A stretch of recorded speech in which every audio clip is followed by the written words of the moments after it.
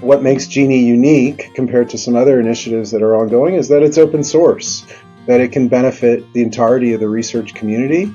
And we're sort of seeing how quickly technology is moving, how quickly sort of advances in AI and machine learning and natural language processing and all these sort of fancy buzzwords that are thrown around, that data is really so important.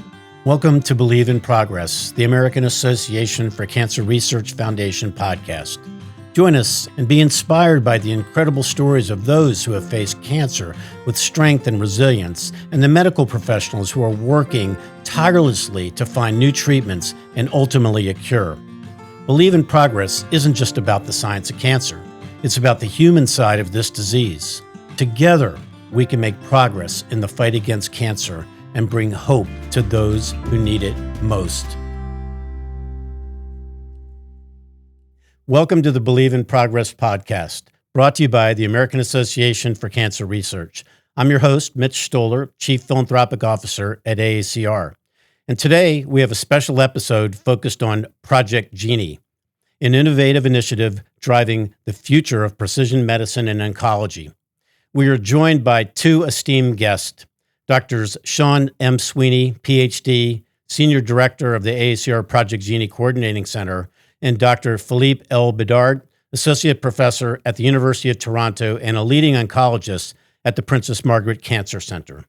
Join us as we delve into the transformative potential of Project GENIE and its impact on cancer research and patient care. Dr. Sweeney and Dr. Bedard, I am now going to switch to Shawn and Phil. Welcome so much today to Believe in Progress. Oh, thanks, Mitch, for the opportunity. Yeah, thanks, Mitch. It's great to be with you and Shawn today, and thanks for the opportunity. Well, first of all, I'm so excited that you both are here with me today. Real excited to have my buddy here, Shawn Sweeney, who I've now had the pleasure to know for almost 11 years, and just an outstanding young man, and really happy to have him on the AACR team. So great to have you here, Shawn. So Shawn, I was wondering if you could give the audience just a little bit of a background on how GENIE even got started back in the really beginning stages. Oh, that's great. We're coming up on 10 years. So actually, we've been functioning for 10 years. Next year is our official 10th year anniversary of our first public data release and our official announcement. So we're all excited and getting ready for those activities. But really, if you rewind the clock a decade or more, there were just a handful of institutions nationally and internationally that were sequencing patients, and by sequencing, I mean molecular profiling or genetic sequencing of patients at scale. And Princess Margaret, of course, one of them, and Princess Margaret was one of our founding members. And this was a concept in Charles Sawyer's mind back in the more than a decade ago. And the reality is that where we've made the most progress in cancer is where we've understood the biology more, and molecular mutations are a major contributor to sort of that biology in there. And so the idea was that around the world, a number of patients were getting molecularly profiled or sequenced as part of their cancer care, and the data were stuck in institutional databases. And so because these are relatively rare events occurring in about 1% or so of cancers, the only way we were going to make significant progress is if we to learn at scale, and was to combine those data. And sort of that was Charles's vision, and we did it. We pulled it off, and so now we have what's called a registry, or a database that's continuously updated of patient data from an academic consortium, which we had 4 new institutions last year. And they're contributing. Everyone at those institutions who receives a molecular profile or gets their tumor sequenced as part of standard care, those data get pushed into the registry. We make those data public after we, of course, scrub it for our personal identifiers. And Phil, Shawn had told me that you and Dr. Sue were actually like early on. I mean, perhaps even went to the very first meeting when I guess Project GENIE was being thought about. Any reflections back then on in the very beginning of this idea? Yeah, thanks, Mitch. Lillian, who's my colleague, who's the incoming 2025 AACR president, and I've been fortunate to work with over many years, and I were at that first meeting, as Shawn alluded to. This was really an idea that was born out of Charles Sawyer's when he was the AACR president. Wouldn't it be great instead of having these data in silos locked behind firewalls at institution, if we got together with the strength of the AACR behind us and made this data publicly available so that we could learn more as a research community. And, as Shawn was saying, when I think back to that initial meeting, I think all of us in that room were wondering, this is a great idea. We'd love to do this, but can we actually pull it off? Because it seemed like at the time there were so many hurdles in front of us just to make this type of clinical and data genomics sharing possible. And so, it's hard to believe it's been 10 years or more than 10 years, as Shawn alluded to, since that first meeting. And we're now up to our 15th public data release with GENIE. And just to see how the project has grown and the types of progress that we're making as a result of collaboration. So, Phil, can you just explain to the audience that what a public data release means, what that is? Yeah, great question. So basically it means that we know that patients are being treated and are being diagnosed and treated for cancer at the various participating institutions in GENIE, and that happens in real time. And so a public data release means that every 6 months, there's new data uploaded to the GENIE registry. So in addition to all of the patients who've been sequenced in the last 8 or 9 years, additional records with the clinical and genomic data are added from patients who've been sequenced over the last 6 months, after a period where the institutions, as Shawn referred to, we can make sure that the data is clean, that's being made publicly available. The institutions can have a chance to look at and learn from the data. But it means that every 6 months, the registry continues to grow, and the number of patients, the number of samples that are available continue to build. And what we can learn from these types of efforts continues to grow as more patients are diagnosed and are being sequenced with these types of cancers across our institutions and as technology improves. And Phil, from your perspective as a clinician and researcher, how does Project GENIE enhance the understanding and in the treatment of cancer? I think it really helps in multiple different ways. As a practicing oncologist who orders these types of tests, and these types of tests basically mean looking back at a sample of the cancer material that's been removed, either through a biopsy or a surgical procedure, and then sequencing certain genes that are frequently mutated or error-prone in their cancer and other types of cancers, looking for types of mutations that we call actionable, meaning the clinician has some information about knowing that a patient has a mutation in that particular gene, and they can adjust their treatment plan accordingly, whether that means prescribing a new drug or having more information about how the cancer is likely to behave. So the most common question that I always get from patients when I order one of these tests and I meet with them and their families to go over the results is, what does this mean for me as a patient? How is that going to affect what I can expect over the next few months or new years? Does it open up new treatment options for me? And I think having a project like GENIE, where we have large records of data that are publicly available, allows us to learn, particularly for patients who have sort of mutations that are relatively rare. So not the kind of common mutations that we know about from other projects and other sequencing initiatives that have happened before or certain clinical trials that have been done, but things that only affect a small percentage of patients with a particular type of cancer that we can learn from. And Shawn, what is the number of patients, I guess, are actually in the GENIE database today? Yeah, so we're just short of 200,000 sequenced tumors from about 180,000 patients. And in the July, our next, Phil alluded to, we had 15 public releases. Our next one, our 16th, is in July of 2024. And we'll be at around 200,000 patients and, certainly exceeding 200,000 records. So it's a significant amount of data. Go back 10 years. First data release Yes. was 1.0 and it was 18,000. So I think our top 4 cancers now, each in and of themselves, is larger than our first data release.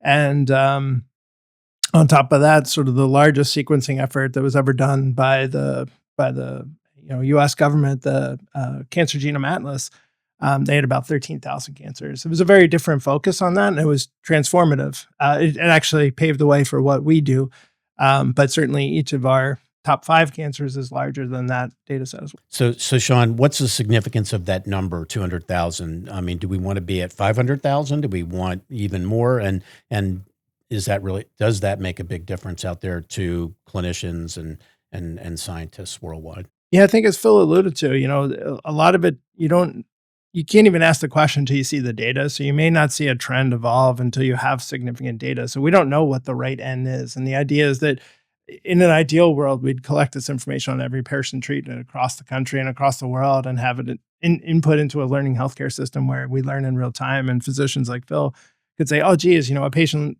was seen like this in Japan today, and now I have more insight on how to treat you as well. But the reality is these things can be unique and or very rare. And until you start to stack these data up, you'll never see that pattern to start to say, oh, these folks actually do a little better or a little bit worse, and we should adjust how we treat them. And therefore they may have a better outcome in the future. So there is no right end. The point is we don't know what we don't know, and we're not going to know it until we collect everything we can. Right. So question for you both. We'll start with you, Phil.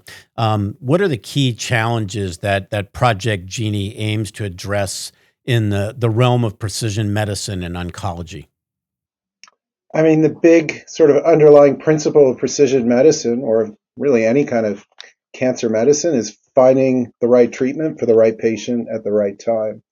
And that's, even though we've made amazing progress in the field of cancer medicine, we have lots of new drugs, and many patients are surviving for much longer with a better quality of life, or even being cured of their cancer. There's lots of situations as oncologists that we face in the clinic where we don't know what to do with a result, or we don't know what the best path is for a patient at a particular time. So efforts like GENIE, where we pool together and we have power in having very, very large numbers, kind of help us to address some of those questions. And one of the big challenges that we have is that even though we can share this data and we can share the genomic records, a lot of the sort of clinical data that we could really learn from, knowing how patients did, what kind of treatments they received, what kind of side effects they experienced, how their cancer responded to a treatment, it's still sort of locked up in our medical records, and that's largely sort of text-based, and we don't have good, clean, structured data that we can leverage on top of the genomic records that we're collecting. So being able to sort of marry the two, have very rich clinical data with the genomic data, really allows us to try and accelerate the pace of progress and learn more that we can apply to clinical practice. Shawn, your thoughts? Yeah, obviously, totally agree with everything Phil said. I think it's just, on top of sort of structuring that unstructured clinical information, we're also trying to expand further into, I think your question was specifically about challenges, but it's really fully utilizing what's available. We're very much driven by pragmatism, right? And so these were data that were being created during the course of standard care. We pulled this together and made this resource for the community. There are other data that are also pulled as part of standard care, like pathologic images from these patients, and maybe even radiology images. So sort of expanding on what other, in today's parlance, they call it multimodal data. So you have data on the same patient across multiple methods, so to speak, and sort of stacking that on. So it's kind of challenging and opportunity, right? So to capture the rest of what's just being done before we even do more things. So Shawn, as the project lead of Project GENIE, since its inception, can you share some of the major milestones and achievements? I think we've heard a little bit about the public releases, but give me some of the other achievements and milestones of GENIE. Yeah, I think first I have to reiterate that because it's such an important thing. I think we're among the only or among a very small list of folks that make these kinds of data fully publicly accessible. And what we're doing is actually... Why do you think that is? There are obviously monetization opportunities. There's risk for us as an institution and sort of making these data available. We do everything we can to mitigate that. But certainly it's not without, its issues. And, but in really to help others, even our competitors, advance for the benefit of patients, these data need to be available to everybody. And that is our driving force. And so the fact that we're coming up on our 16th public data release is just such a source of pride for us, I think. And Phil, wasn't that one of the most amazing visions of Charles Sawyer's, that we wanted to make this like open to other researchers and scientists to be able to, get information, be able to have access to this great information? Absolutely. I mean, I think the core principle of GENIE and part of what makes GENIE unique compared to some other initiatives that are ongoing is that it's open source, that it can benefit the entirety of the research community. And we're sort of seeing how quickly technology is moving, how quickly sort of advances in AI and machine learning and natural language processing and all these sort of fancy buzzwords that are thrown around, that data is really so important in terms of trying to drive progress. And the only way to kind of benefit the largest number of patients and of their families, of patients who are affected with cancer, is really to try and make this data available so that everyone can benefit from it as a research community. And it can be used in ways that, when Charles thought of the initial idea, he probably didn't even conceive of 10 or 12 years ago, or that we don't even think about now as a community within GENIE that's making the data publicly available and putting it all together. And have either one of you happened to have somebody run into you at one of our conferences or meetings and say, by the way, I was able to use the data in Project GENIE for my research? Absolutely. So it happens all the time. And again, it's such a source of pride. So I'll give you an anecdote. We were at ASCO just a month ago, or earlier this month, I guess. And a good friend of ours who's a physician scientist like Phil, he's now the CSO of a small startup company. They thought they had a target, and so he looked at it. He's like, I use GENIE every day, and so he looked, and there are a couple other co-occurring genes that go along with that target, and he used sort of our database to validate it. And so now they're creating a drug for it. So they have an entirely new part of their pipeline that came from that, and that's just one example. You hear it all the time. Amazing. Phil, has the data from Project GENIE influenced clinical decision-making and the design of clinical trials at Princess Margaret Cancer Centre and actually other centers that you may be aware of? Definitely. I mean, at Princess Margaret, I can tell you now, when our lab issues their sequencing reports, they look at the GENIE data to try and provide some context about the mutation, how often it occurs, what types of cancers it occurs in, does it occur with other mutations? And that information is fed back to the clinicians. So, that's a sort of real-time way that data that's being generated is influenced and contextualized by the information from GENIE. In terms of clinical trials, I think, there's lots of examples. Last week, I was on faculty at the Methods in Clinical Cancer Research workshop, which is based out of the Netherlands, which brings together sort of 80 leading early career scientists and clinicians and investigators from Europe and 40 faculty from Europe and North America and beyond, with the sort of goal that these early career investigators will develop a clinical trial protocol that they can complete at the end of their workshop and submit and have a trial that's up and running. And we're broken into small groups as faculty, and we work closely with the students over the course of the week to develop their idea and develop their protocol and make sure that it's scientifically rigorous. So within my group of 8, there were 2 protocols where I directly sort of used GENIE to help them understand how to best kind of craft their clinical trial. So to give you some example, both of these sort of bright investigators had come up with a really neat idea about testing a drug that's being used in another indication and a sort of rare subset of patients with a type of cancer with a specific mutation. And they kind of based their information around the feasibility of the clinical trial, how it would look like based on sort of what's been published and what's known in the literature around this particular gene mutation. And sort of I helped them look at the GENIE data, which now includes over 180,000 patients. And these are patients who are being treated, largely enriched with sort of advanced types of cancers that they would be recruiting into their clinical trial, to help them see that, there were relatively few patients across these 22 centers that are contributing to GENIE data with these types of mutations. And it might be really challenging to have a clinical trial with a specific arm just for patients with this one mutation in this one particular gene. So they sort of took that back and reshaped their clinical trial to make it broader and have a question that could actually be answered in their clinical trial design and their protocol that was finished by the end. That's pretty cool. That's a pretty great example. Is AI influencing GENIE or influencing the work of GENIE, or should it be and could it be? Question for either one of you.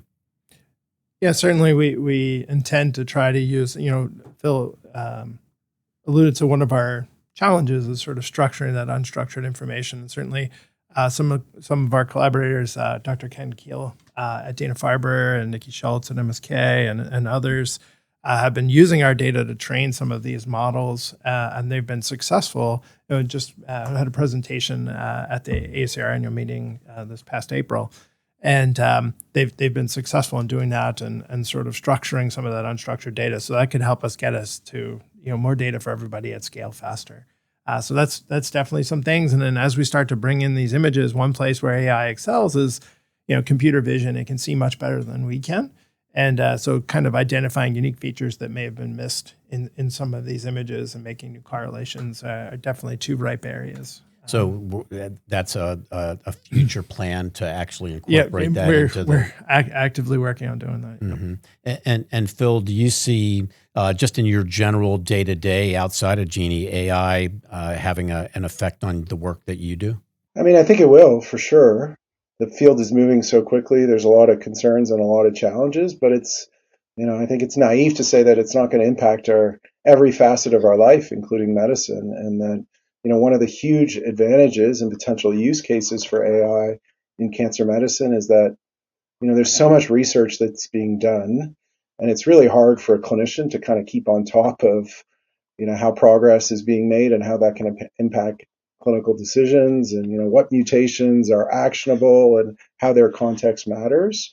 So having tools that can make it easier for clinicians to do their job and deliver better care to their patients, I think that's definitely an area where the field is moving, and I think data like GENIE can really make a positive impact in that regard as well.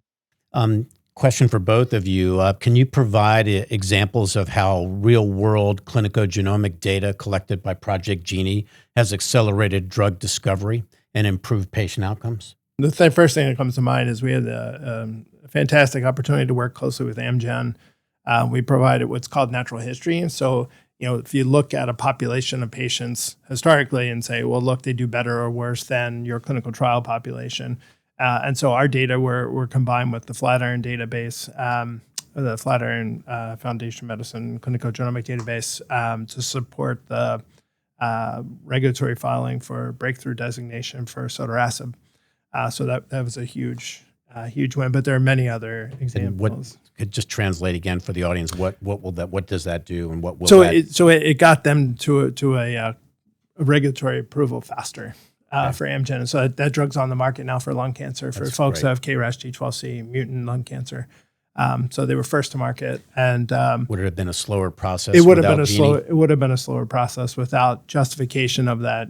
Using that natural history study to justify that those patients were worse off, and therefore the drug should go to market faster. So, Phil, I know we also work with the pharmaceutical industry, and we have the biopharma consortium that's part of GENIE. Could you just talk a little bit about what that is and what that means? I think the example of Amgen's a really good example of, I guess, part of that partnership. So one of the big challenges we touched on is kind of generating the clinical data that's structured, that's high quality, so that we can learn how patients with particular mutations fared on different types of treatment. And so the vision behind the BPC is trying and do that at scale within GENIE. So this is really a unique partnership that includes 10 different pharmaceutical partners that contribute some of the support, along with the different institutions within GENIE, the AACR Coordinating Center, to structure this type of clinical data for more than 18,000 patients with 11 different types of cancer. And these data are being made publicly available. There's a series of releases once the data is clean, and it's really an incredible opportunity because the data that's being generated from meticulously combing through the medical records, structuring the data in terms of outcomes, and marrying it to the genomic data is kind of a gold standard within the field. So lots of people are trying to do this with different types of tools and different types of projects, but it's really hard to do, and it really takes a team that's working together that uses a structured data model that has really high quality data that's being meticulously collected and verified And what's unique about this project is that it's also publicly available. So now it sort of serves as a gold standard that we can try and layer in some of these newer tools so that we can collect data more quickly and more at scale for potentially the entirety of GENIE and broaden it to a larger number of institutions within GENIE as well. Phil, I just want to be clear with our audience as well. This is 10 companies, 10 pharmaceutical companies that are collaborating together and working together. That's pretty amazing unto itself. And I think that you both should give yourselves a hand and the rest of the group for working with this industry group to kind of further science, further research. Any thoughts about that?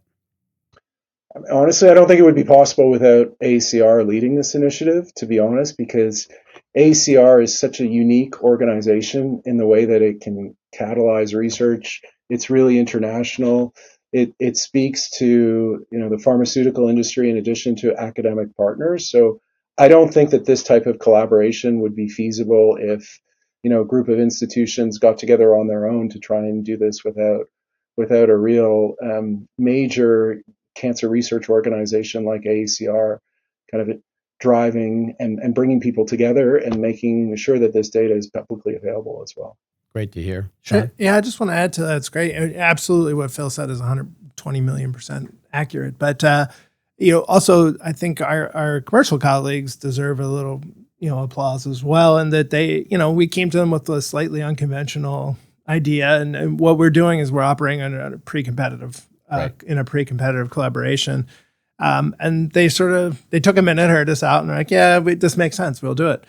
Because they can still take that shared knowledge and create a competitive advantage. And one of the, you asked how people were using the data, and we've heard directly from them. They've used it to advance several clinical pipelines, and they've killed projects, which is a cost savings for the company, right? So killing things is just as important as progressing things for pharma companies in particular. And they continue to share in this vision, and we, they're true collaborators, in that sense. And we appreciate that they were willing to hear us out a few years ago when we pitched this, and they continue to collaborate. That's fantastic. Shawn, what are the next steps for Project GENIE? How do you envision its role evolving over the next, let's say, 5 to 10 years? Yeah, you've heard a little bit already about some of the kind of new kinds of data we want to collect and sort of make those available. Definitely, these deeply clinically annotated, genomically profiled data sets, making available to everybody, and then sort of adding on these other kinds of data like the imaging data, et cetera.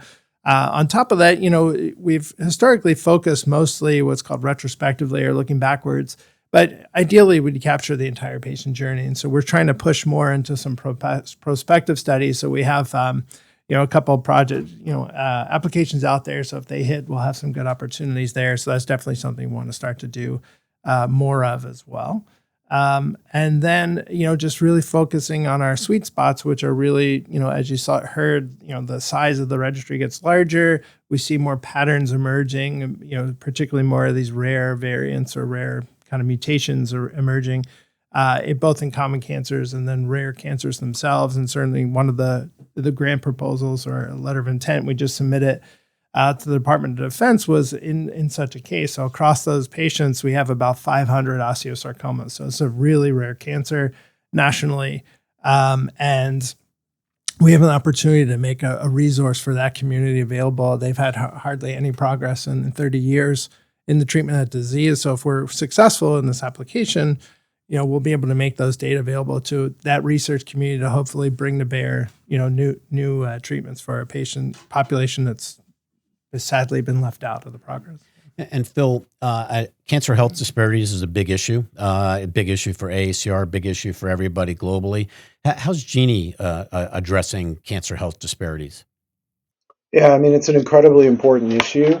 And one of the big challenges is that, many of these kind of large-scale projects are underrepresented in the patient populations that are typically underserved as well. So patients from certain minority groups or ethnic or rural diversity, those types of situations. So one of the strengths of GENIE is the large size. So even within our registry of now more than 200,000 sequenced tumors, there's more than 20,000 that are from sort of typically underserved racial groups. So I think there's certainly lots of work that we can do. We know that we're overweighted in terms of certain racial and ethnic groups, and we're trying to take steps to try and increase by bringing in additional new sites, increasing awareness, reaching out to groups that we know have these data sets that we can collaborate, and also making awareness as well for patients who may be interested in contributing to their data to projects like GENIE. So I think there's a lot that we can do, but the only way that we're going to learn if there are differences that are based on racial or ethnic or different population-based groups is to have access to large data sets and to be able to learn as a community. Speaking of data sets, I know, Shawn, you and I have had some conversation about pediatrics. I think that's part of the plan as well, to try to get some more information for pediatric cancer. Yeah, we have a significant pediatric population. I think is around 13,000 patients, if I'm not mistaken. And then we have, more importantly, I think an often overlooked group is the AYA, or adolescent and young adults. So, you don't magically, your medical condition doesn't change when you turn 18 in one day, right? And so we have an even larger of that group of AYA patients, which I think is in the 13,000 range of patients. And so you're starting to see enough patients to see patterns. And definitely we've been looking on projects. That osteosarcoma project I mentioned has a significant both pediatric and AYA component to it, because the disease tends to present earlier in the first 3 decades of life, primarily. And so that's an example of a project focused in that way. But I think there are definitely opportunities for other projects. And the question, of course, is always one of funding, right? Can we raise funds to make a difference? And certainly the patients are there and the infrastructure is there to do it. We just need that last bit. Right. I understand that all too well. So, Phil, what message would you convey to the global cancer research community about the importance of collaboration and data sharing in the fight against cancer? Well, first, I think we all need to be incredibly grateful to the patients and their families that have contributed data to GENIE, because without, patients who are willing to participate in research studies and make their data available, we can't really move forward as a community with any types of projects, whether it be GENIE or any other data sharing project. So I think first and foremost, we need to recognize and thank the patients who participated, and also try and make sure that there are opportunities where other patients who want to contribute their data also have an opportunity to do so. And then from a sort of a partnership point of view, I think there's so much that can be learned from participating in GENIE. Speaking from my own personal experience as an investigator and our own institutional experience, we've learned so much from being part of GENIE, from what's going on at other centers, how they're collecting data, how they're visualizing their data, how they're sharing it, and things that we can do better and take back to our own institution and sort of change the way that we collect data and that we share it and think about doing it at scale. So I always like to ask these final 2 questions, a little off the script, but I think I find them very very beneficial for me and for the audience. And the first one's about mentorship. I'm always interested to learn about your mentors, and if you wouldn't mind, I would love to if you would tell me a little bit about who's mentored you, Phil, and perhaps what lessons or what has influenced you personally and professionally from your mentors that have brought you to where you are today. Yeah, I mean, mentorship is so incredibly important to any investigator, I think really at any stage of their career. I mean, I'm firmly mid-career now, but when I look back on my early career, I don't think I would have been able to have the opportunities that I had to participate in research, to learn about how research works, and the opportunities to contribute without great mentorship support. I think I still need mentorship, now as a mid-career investigator, and as I move on in my career, I think it's only going to be even more important. So, individually for me as a mentor, I've had many great mentors along the way. In my early career, Ian Tannick, who's one of the well-known researchers at Princess Margaret, really sort of always looked at literature with a critical eye, taught me a great deal about how to structure a research project, how to ask the right questions, and how to write. I remember submitting my earliest papers or abstracts with Ian and getting back lots of red pen, and initially being sort of somewhat feeling like I was failing, but realizing that, those were opportunities for constructive criticism, and, it was a great opportunity to learn how to do better in my own work. Then as I moved through my career as an oncology resident and then a fellow, I spent some time in Brussels with Martine Picard, who's a well-known breast cancer researcher, really made seminal contributions to the development of many key cancer drugs.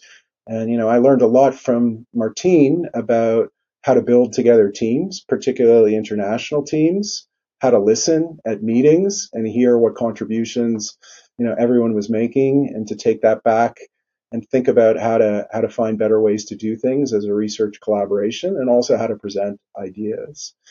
And then through the early part of my career, my current career, my biggest supporter and my biggest mentor has been Lillian Su, who's really an incredible force in terms of putting together teams, having big ideas, and really being able to execute on them, and having incredible attention to detail and making sure that things get done and across the finish line. And through GENIE, I've had great mentorship support too. I think I look at Charles, and he's given me great opportunities. I've learned a lot from him in terms of how to put together projects like GENIE. I've learned a lot from Shawn, just in terms about how to get things done, how to build teams, how to sometimes deal with, difficulties that come up at different institutions and find a way to compromise and move things forward. So I've had lots of great mentors, and I'm sure I'll have other mentors as my career develops as well. That's great. I'm not sure, what part of Canada are you from?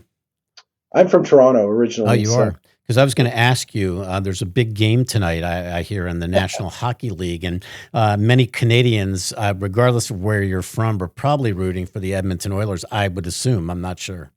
Absolutely. The last time the Stanley Cup was won by a Canadian team was 1993 by the Montreal Canadiens. That's exactly right. For Canada's game, that's an awfully long time. So I think everybody in Canada from coast to coast is cheering for the Oilers. Phil, I was watching the game the other night, and when the Canadian national anthem was being played and sung, the entire stadium was just extremely loud, and I honestly got goosebumps listening to it. It was really great. It was really cool. The atmosphere at the Rogers Centre was completely electric. So no doubt. Shawn, mentors in your life, and same question. Yeah, no, I've been very fortunate. I would say two things. First is that, if you're fortunate enough, you should have a mentor your entire life, right? And various mentors, as Phil has pointed out, and similar to me. You have different needs as you move, but importantly, you have to give back too, right? So it's just as important for you to return. And it was something I took from Lance Armstrong, right? And I taught my students, it's the obligation of the educated, right? Someone's mentored you, you have to pay it forward. Even if it's it doesn't have to be a formal relationship. If you know how to use a special feature on your phone or something, you can show someone else, right? Pass it forward, no matter how small. It doesn't have to be a formal thing. And that was the thing I tried to get across. Like you may have a trick that'll help your colleague, whether you think you take it for granted, right? So, and that's often the thing. So I would say my thesis mentor, James San Antonio, still a close friend, great human being, and just taught me how to be a scientist. And then, like Phil, Phil, of course, I would include as a mentor. So, if you ask my mom, I've only been a bad influence on people, so it's nice to hear I've had a good influence on someone. And the Charles Sawyers, of course, and then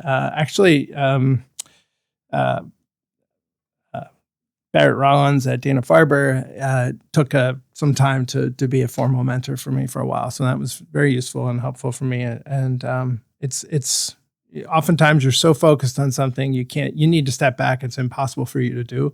You need that external person to help you. And even if it's just bouncing an idea off. So absolutely. Thank you.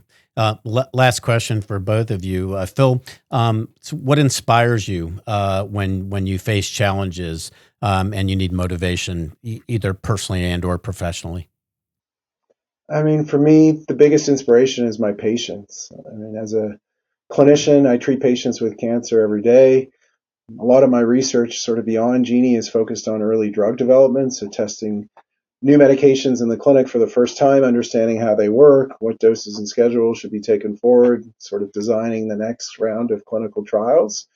And I'm always so incredibly amazed by how patients and their families, when they're facing really difficult times, how giving they are with their time, how much they invest in research, and also how much need there is for us to do better as a cancer research community. So that's really what keeps me going when times are difficult, when sometimes there are frustrations, is thinking about, how without clinical research, without research, we don't have any progress, and we can't do any better, not only for our patients of today, but for patients of tomorrow and their families as well. Shawn? Similar to Phil, I don't have the privilege of working with patients, but I've had the privilege of knowing about 70 plus cancer survivors through my work here at the AACR in various roles. And I've always been inspired by everyone. No matter how bad your day is, they've got it worse, and they've got a bigger smile than you do, right? So that's all I can say. Well, that's all you need to say. Great words from you both. Well, thank you to Shawn Sweeney and Dr. Phil Bedard for your insights and the incredible work being done through Project GENIE. To our listeners, today's discussion highlights the importance of precision medicine and the collaborative efforts needed to drive progress in cancer research and treatment. For more information about AACR Project GENIE and how you can support this groundbreaking initiative, please visit the link which you can find in the episode's show notes. Remember to subscribe to our podcast. You never miss an episode, and share this podcast with friends and family to help spread awareness. Together, we can drive progress and bring hope to countless lives. Thank you for listening to Believe in Progress podcast, and keep believing in progress and the power of hope in the fight against cancer. Phil, Shawn, thank you for your dedication and unbelievable work. Great honor for me to have you both here today. Thank you so much. Thanks so much. Thanks very much.